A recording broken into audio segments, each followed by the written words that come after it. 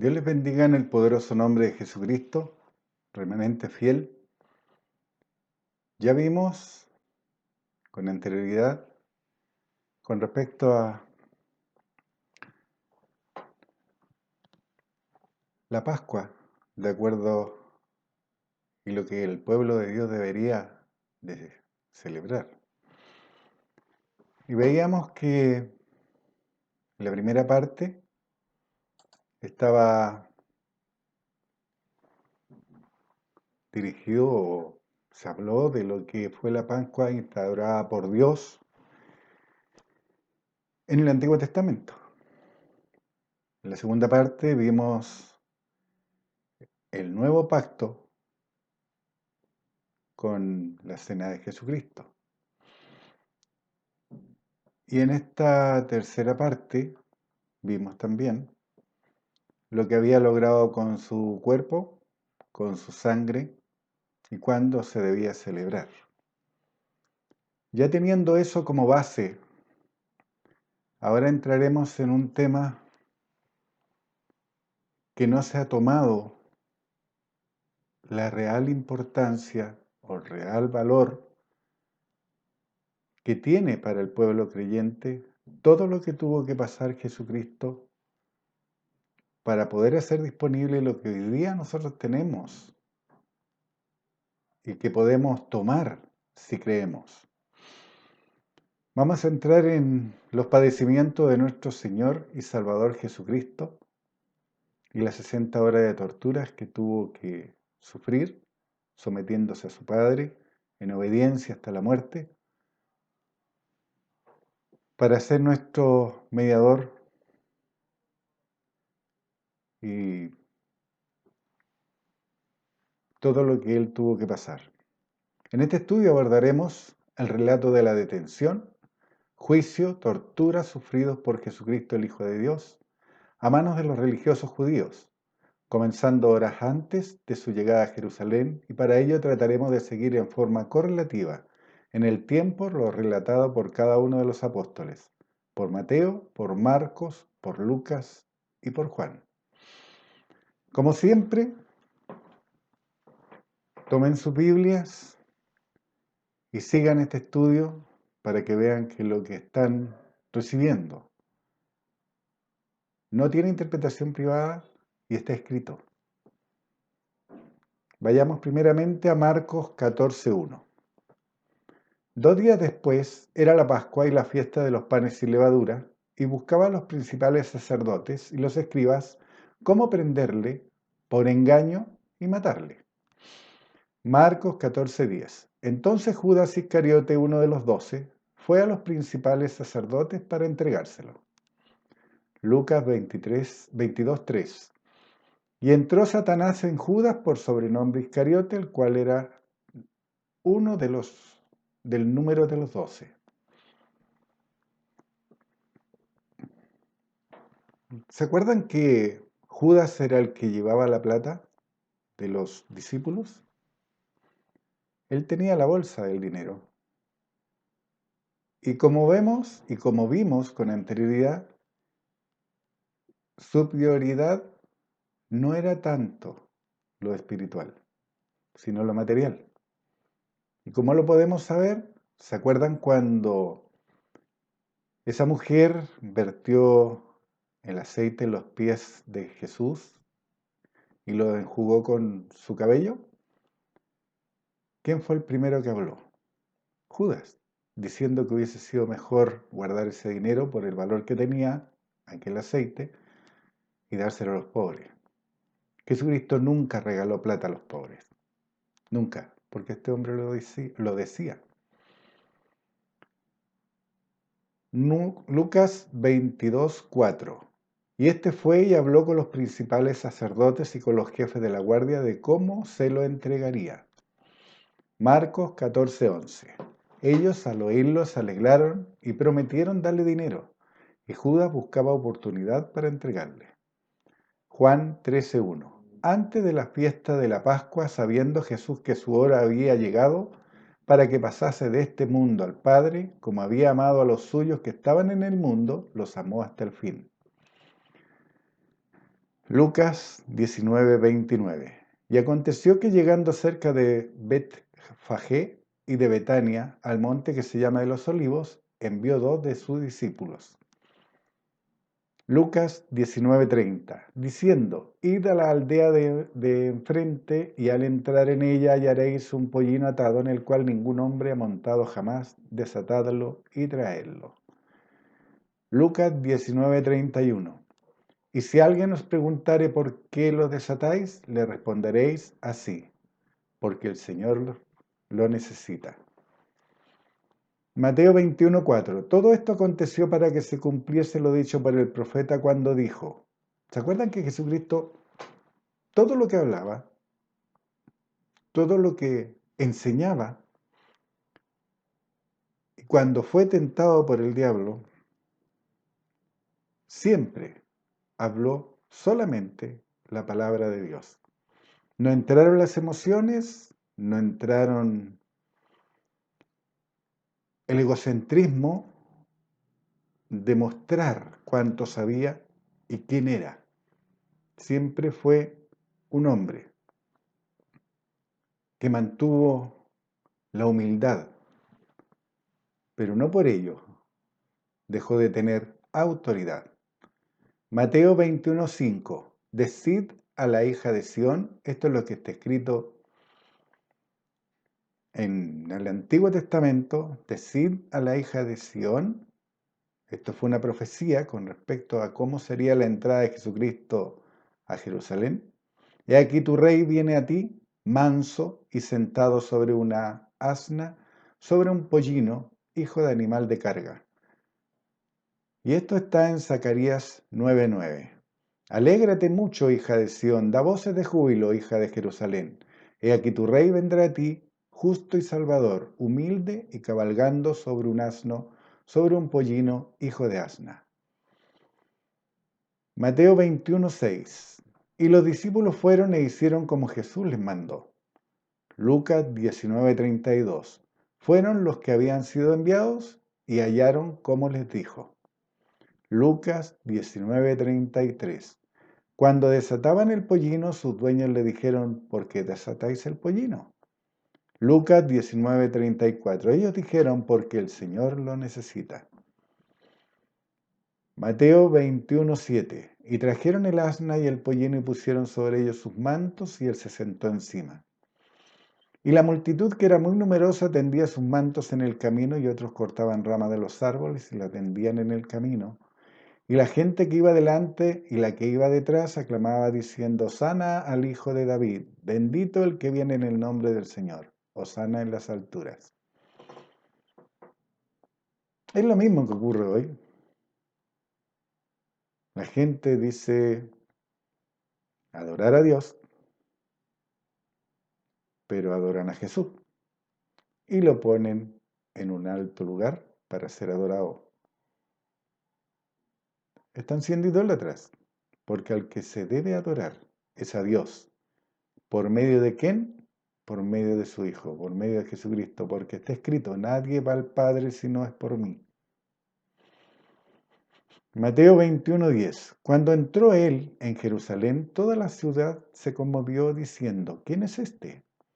Mateo 21:11. Y la gente decía, este es Jesús, el profeta, de Nazaret de Galilea. Mateo 21:12. Y entró Jesús en el templo de Dios y echó fuera a todos los que vendían y compraban en el templo y volcó las mesas de los cambistas y las sillas de los que vendían palomas y les dijo, escrito está, mi casa, casa de oración será llamada, mas vosotros la habéis hecho cueva de ladrones. Y esto también ocurre hoy. Porque aquellos lugares donde la gente dice que va a adorar a Dios, le están robando la salvación a la gente. Le están robando la bendición de caminar con Dios y de tener el poder desde lo alto porque se lo niegan. No se lo enseñan. Lo están robando. Marcos 14:12. El primer día de la fiesta de los panes sin levadura, cuando sacrificaban al Cordero de Pascua, Sus discípulos le dijeron, ¿dónde quieres que vayamos a preparar para que coman la Pascua? Marcos 14:13. Y envió dos de sus discípulos y les dijo, id a la ciudad y os saldrá al encuentro un hombre que lleva un cántaro de agua y seguidle. Marcos 14:15. Y donde entrare, decir al señor de la casa, el maestro dice, ¿dónde está el aposento donde he de comer la Pascua con mis discípulos? Y él os mostrará un gran aposento alto ya dispuesto, preparad para nosotros allí. Mateo 26:20. Cuando llegó la noche se sentó a la mesa con los 12. Y mientras comían, Jesús tomó pan y bendijo y lo partió y les dio diciendo, tomad, esto es mi cuerpo.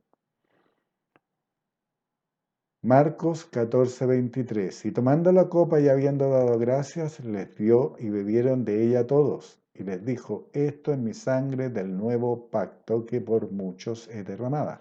¿Se acuerdan? El primer pacto que hizo Dios fue con el pueblo de Israel, con sus siervos, en la salida de Egipto. Ese fue el primer pacto. Y ahora el Hijo de Dios dice que hay un nuevo pacto. Si hay un nuevo pacto, deja obsoleto el antiguo pacto. Pero hoy día siguen viviendo el antiguo pacto. Porque hay muchos que dicen, me cubro con la sangre de Cristo. Tú no te puedes cubrir con la sangre de Cristo. Porque Él te lavó por su sangre de todos tus pecados. Él ya lo hizo. Hay otros que dicen que son siervos. Jesucristo hizo disponible ser hijo de Dios por adopción, ser coheredero de la gracia de la vida.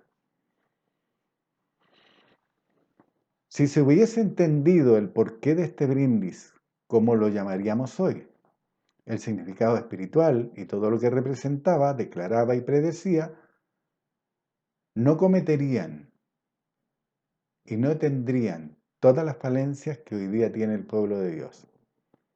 Porque hoy día están atemorizados por el ataque del adversario, están atemorizados por cómo el adversario está llevando a la gente al pánico, al miedo, lo tiene tras puertas cerradas, le está quitando el oxígeno, porque el mundo lo está obligando a usar una mascarilla que le quita el oxígeno, y el oxígeno es la que lleva los nutrientes al cuerpo.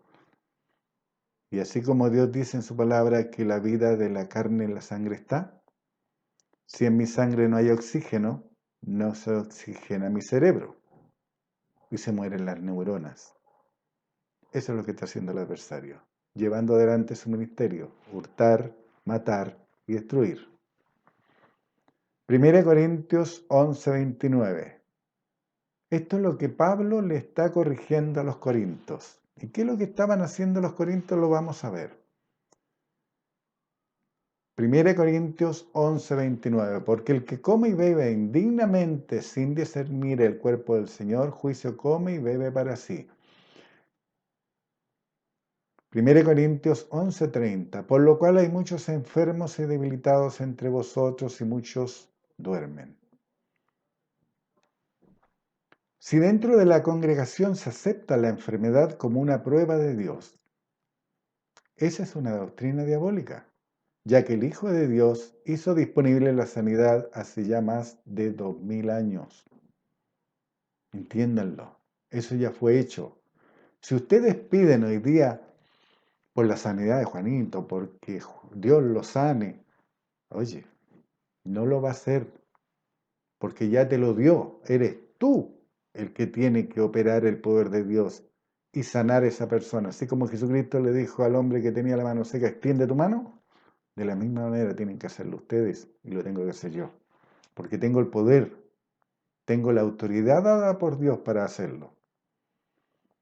¿Se acuerdan lo que decían los discípulos cuando lo mandó a los 12 y después a los 120, que veían caer al diablo desde el cielo? Y ellos hasta ese momento eran discípulos y eran siervos de Dios. Pero Jesucristo le había dado autoridad. Y hoy día, nosotros hemos recibido la autoridad dada por Dios por medio de su Espíritu. Nosotros somos el templo del Dios viviente, es decir, donde yo esté, está Dios conmigo. No necesito pedir que Dios me siga, que Dios me acompañe o que venga Dios a mi vida, porque ya está disponible, ahora lo tengo que tomar. Mateo 26, 28.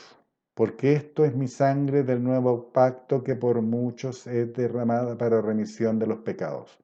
Al igual que el perdón o remisión de los pecados, pero entiéndase bien, los pecados cometidos hasta cambiar de Señor. ¿Se acuerdan? Romanos 9, 10, 9 y 10. Ahí renacimos, cuando cambiamos de Señor, cuando confesamos a Jesucristo como Señor de nuestras vidas. Y cuando creímos que fue su Padre, cuando que creímos que fue Dios el que le levantó de los muertos, no se levantó a sí mismo.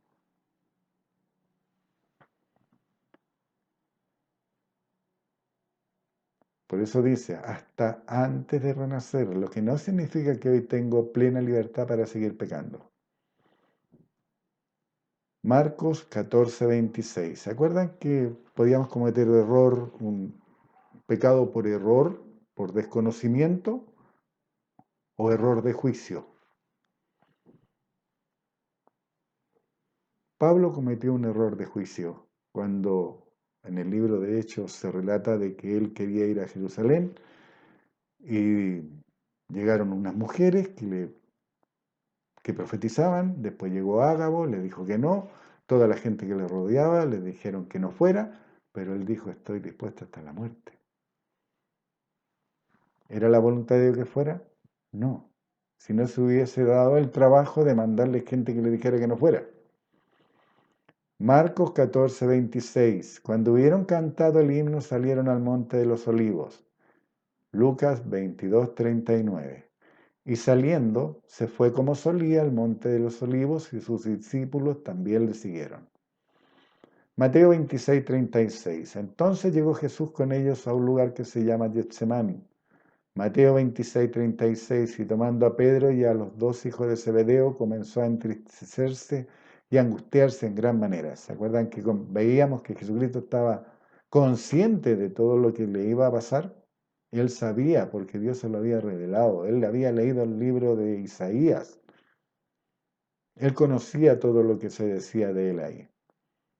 Mateo 26, 39. Entonces Jesús les dijo, mi alma está muy triste hasta la muerte. Quedaos aquí y velad conmigo. Lucas 22, 40. Cuando llegó a aquel lugar les dijo, orad que no entréis en tentación.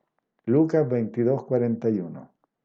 Y él se apartó de ellos a distancia de un tiro de piedras y puesto de rodillas oró. Yendo un poco adelante, Mateo 26, 38.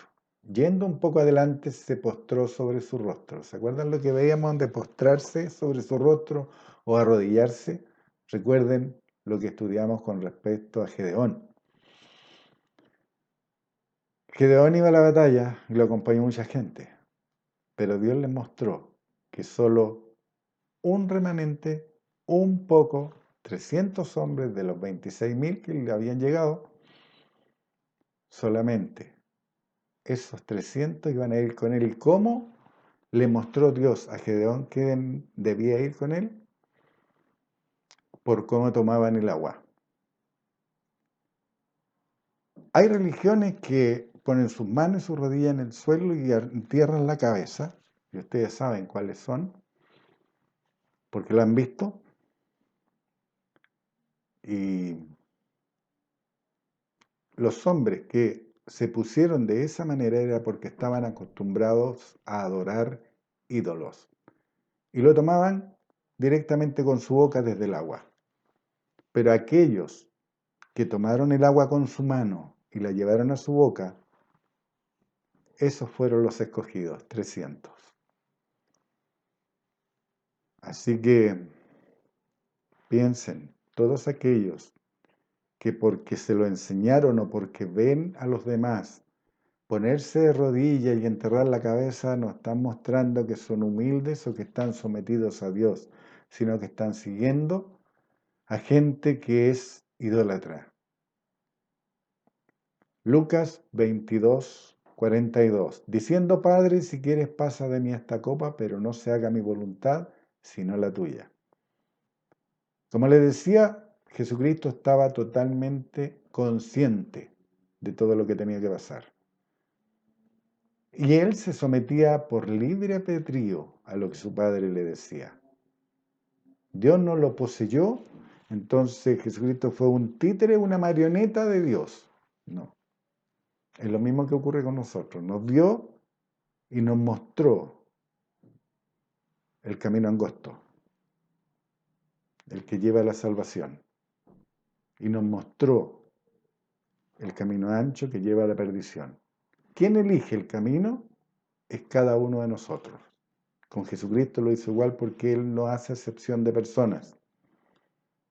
Él no cambia, está escrito. Por eso Jesucristo va a su Padre y le dice que si es posible pase esa copa, que no tenga que pasar todo lo que se le viene encima. Lucas 22, 44, y se le apareció un ángel del cielo para fortalecerle. ¿Quién le envió el ángel del cielo? Su Padre. Lucas 22, 45, y estando en agonía, oraba más intensamente. Era su sudor como grandes gotas de sangre que caían hasta la tierra. Cuando hablamos de orar, no significa, porque Jesucristo también lo corrigió, esa vana repetición de palabras.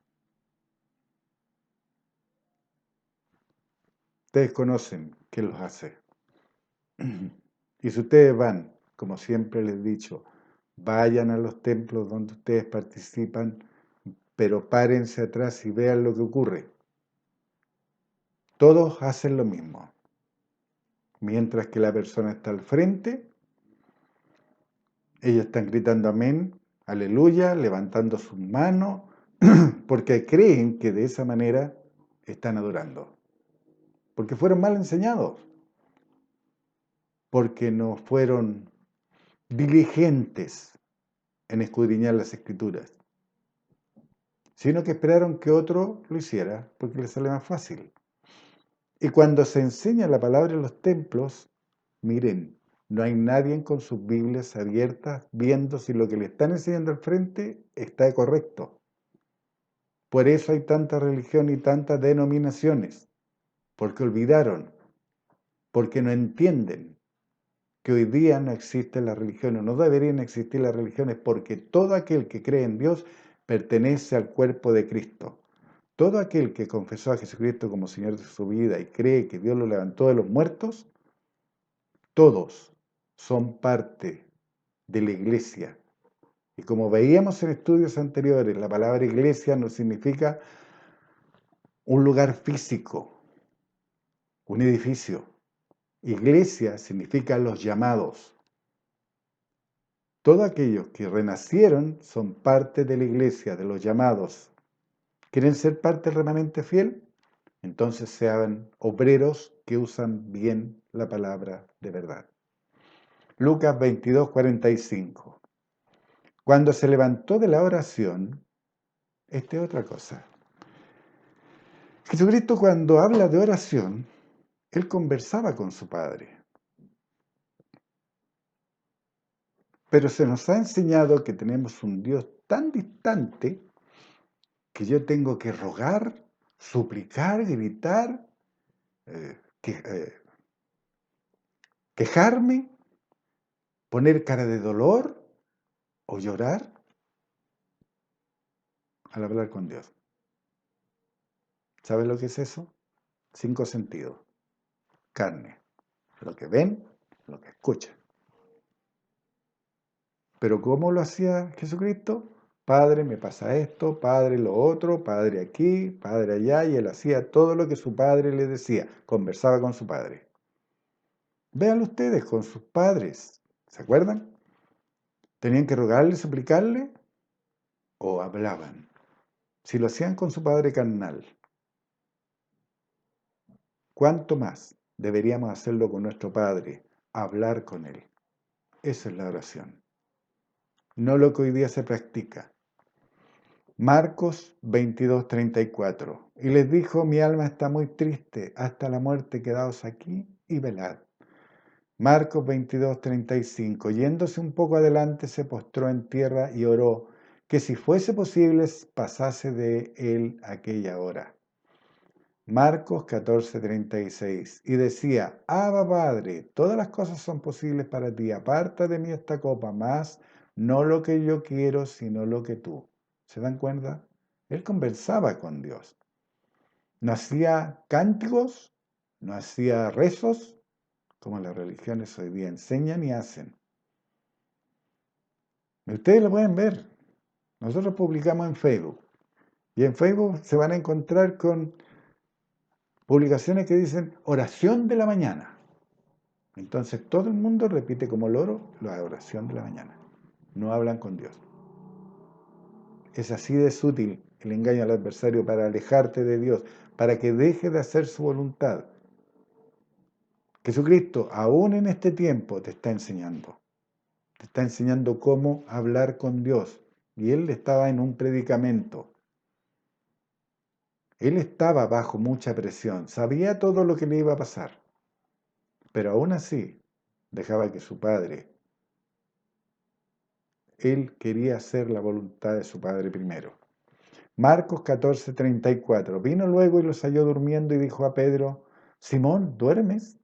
¿No has podido velar una hora? Es lo mismo que ocurre hoy. Dios te dice que debes ser agradecido en todo tiempo, dando gracias a Dios por todo. ¿Lo hacemos? Dios dice que debemos de celebrar la Pascua y la celebramos en diciembre, porque el mundo lo hace, porque es emocionalmente grato. Le regalamos cosas a los niños, porque es la Pascua. ¿Se dan cuenta? Estamos siguiendo la corriente del mundo. ¿Cuándo es la Pascua? ¿Cuándo es la cena? ¿Qué se conmemora? La salida del pueblo de Israel. ¿Cuándo salió? En primavera. ¿Cuándo es primavera en Oriente? Marzo, abril. Es así de simple. No debemos seguir al mundo. Por eso dice, renovaos en el espíritu de vuestra mente, no os conforméis a este siglo. No te dejen moldear por esta gente, porque esta gente está dominada por el Dios de este siglo. Mateo 26:41. Velad y orad para que no entréis en tentación. El espíritu, la verdad, está dispuesto, pero la carne es débil. Esto también lo vimos. Pablo lo enseña y lo muestra claramente, que tenemos el Espíritu de Dios, tenemos el Espíritu de Dios en nosotros y a la vez tenemos al viejo hombre. Así como dice el mundo, el ángel bueno y el ángel malo están aquí, a quien yo escucho, a quien yo sigo, a quien yo obedezco, ese es mi Señor. Mateo 26:42. Otra vez fue y oró por segunda vez diciendo, Padre mío, si no puedo pasar de mí esta copa sin que yo la beba, hágase tu voluntad. Juan 18:2. Y también Judas, el que le entregaba, conocía aquel lugar porque muchas veces Jesús se había reunido allí con sus discípulos. Mateo 26:44. Y dejándolos se fue de nuevo y oró por tercera vez, diciendo las mismas palabras. Le he mencionado en varias oportunidades con respecto a la importancia de las veces que uno hace cosas. El 1 es un comienzo, el 2 lo establece, pero el 3 está completamente completo. Por eso Jesucristo oró 3 veces, porque estaba completamente completa su petición y su sometimiento a Dios. Él iba a hacer la voluntad de Dios. ¿Por qué oraba Jesús con tanta insistencia? Porque él conocía las Escrituras, sabía lo que decía que le harían y el salmista lo había profetizado. ¿Cuándo lo profetizó? Salmos 22:12. Me han rodeado muchos toros, fuertes toros de Basán me han cercado. Salmo 22:13. Abriendo sobre mí su boca como león rapaz y rugiente. Salmo 22:14. He sido derramado como aguas y todos mis huesos se descoyuntaron. Mi corazón fue como cera, derritiéndose en medio de mis entrañas. Salmos 22:15. Como un tiesto se secó mi vigor. Mi lengua se pegó a mi paladar y me han puesto en el polvo de la muerte. Cuando veamos todo lo que le pasó, todo lo que le hicieron a Jesucristo, vamos a entender este versículo, por qué se secó su vigor y por qué él, dice el salmista, que la lengua se le iba a pegar al paladar. Eso es tener sed.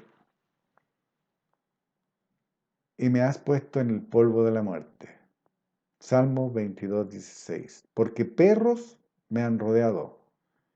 Me ha cercado cuadrilla de malignos. Horadaron mis manos y mis pies. Salmo 22:17. Contar puedo todos mis huesos. Entre tanto ellos me miran y me observan. Como veremos, a Jesucristo lo azotaron y el azote eran tiras de cuero con pedazos de hueso y de metal. Cada vez que golpeaban su espalda, arrancaban carne, dejaban sus costillas al aire. Eso es lo que pasó Jesucristo por ti. Y tú te permites que te roben y te digan que la Pascua es en diciembre y te olvidas de lo que significa realmente la Pascua y lo que significa la cena, por qué lo hizo Jesucristo.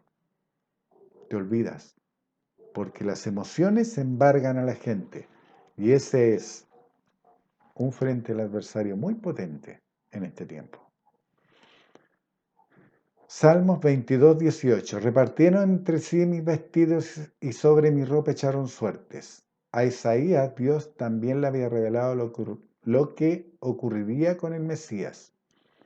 Isaías 52:14. ¿Cómo se asombraron de ti mucho? De tal manera fue desfigurado de los hombres su parecer y su hermosura más que la de los hijos de los hombres. Vamos a ver también que esto también se cumplió. Jesucristo fue desfigurado a golpes. Isaías 53:5. Mas él herido fue por nuestras rebeliones, molido por nuestros pecados. El castigo de nuestra paz fue sobre él, y por su llaga fuimos nosotros curados. Un versículo que te dice todo lo que hemos visto en detalle. ¿Fue molido por nuestras rebeliones? Claro que sí. Cargó en él el pecado de todo el mundo. Molido por nuestros pecados. Lo molieron a golpes. El castigo de nuestra paz fue sobre él. ¿Qué paz tenemos? Jesucristo lo dijo, mi paz os dejo, mi paz os doy, no os la doy como el mundo la da, no se turbe vuestro corazón ni tenga miedo. Eso es lo que debemos hacer nosotros. No permitir ser turbados ni tener miedo, porque ahí manifestaré la paz que hizo disponible Jesucristo. Y por último, y por su llaga fuimos nosotros curados. ¿Por qué le tienen miedo al rugido del león? Peste, enfermedad. ¿Por qué? Porque no han creído. ¿Y cómo está escrito? Que cómo creerán si no hay nadie que le enseñe. Es así, nadie lo ha enseñado. Entonces, para ellos es un rito. Para la gente es un rito. Es que no se puede comer pescado. ¿Por qué no se puede comer pescado? Es decir, no se puede comer carne, se tiene que comer pescado. ¿Por qué? ¿De dónde salió eso? ¿Quién lo instauró? ¿Lo instauró Dios? ¿Lo enseñó Jesucristo? Lo enseñó el mundo. Y todos hacen lo mismo. Lo hacen los que se dicen creyentes y lo hacen los incrédulos. Isaías 53:6. Todos nosotros nos descarriamos como ovejas, cada cual se apartó por su camino, mas Jehová cargó en él el pecado de todos nosotros. Todos nos descarriamos, en algún momento nos caemos, en algún momento pecamos. Pero como les decía antes, cuando es el pecado de corazón, no hay perdón. Porque el corazón mana la vida, ¿se acuerdan? Puede ser un pecado por un error, por desconocimiento. Y puede ser un error de juicio. Creo que estoy haciendo lo correcto para Dios, pero estoy equivocado. Los dos se tienen que enmendar, porque hay una sola forma de hacer la voluntad de Dios. No hay dos, ni tres, ni cuatro. Isaías 53:6. Todos nosotros nos descarriamos como ovejas, cada cual se apartó por su camino, mas Jehová cargó en él el pecado de todos nosotros. Isaías 53:7. Angustiado él y afligido no abrió su boca, como cordero fue llevado al matadero, y como oveja delante de sus trasquiladores. Enmudeció y no abrió su boca. Recuerden, esto es profecía con respecto a lo que Jesucristo pasaría. Y como lo veremos, Él lo hizo, siguió paso a paso todo lo que estaba dicho de Él para cumplir y hacer la voluntad de su Padre. Isaías 53:8. Por cárcel y por juicio fue quitado, y su generación, ¿quién la contará? ¿Te acuerdas lo que conversábamos con anterioridad? Mientras que Él estuvo en la tierra, era un Cristo, un Salvador. Y hoy día, ¿cuántos Cristos, cuántos Salvadores hay? Porque nosotros tenemos a Dios en Cristo nosotros. ¿Se acuerdan que lo veíamos en Juan? Que si hacíamos la voluntad de Dios, Jesús y Dios harían morada en nosotros. Por eso dice, ¿quién la contará? Porque fue cortado de la tierra de los vivientes y por la rebelión de mi pueblo fue herido. Isaías 53:9. Y se dispuso con los impíos su sepultura. Todo esto se cumplió. Mas con los ricos fue en su muerte, porque nunca hizo maldad ni hubo engaño en su boca. Isaías 53:10. Con todo eso Jehová quiso quebrantarlo, sujetándole a padecimiento.